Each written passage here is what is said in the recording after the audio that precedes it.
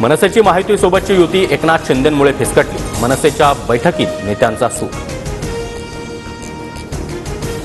विधानसभेत झालं ते विसरा. मुंबई महापालिकेच्या निवडणुकीच्या तयारीला लागा. मनसेच्या बैठकीत राज ठाकरेंचे आदेश.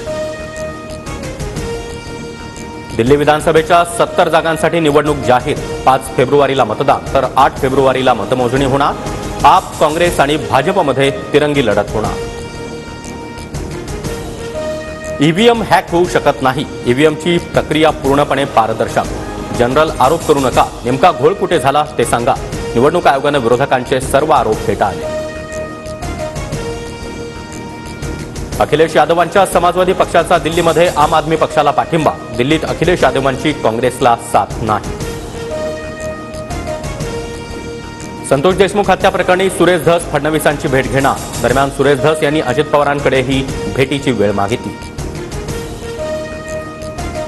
बीडमधील हत्येचा तपास हा धुळफेक. सुरेश धस बोलतात मात्र वरून दट्ट्या मिळाला की माघार घेतात. खासदार संजय राऊतांचं वक्तव्य.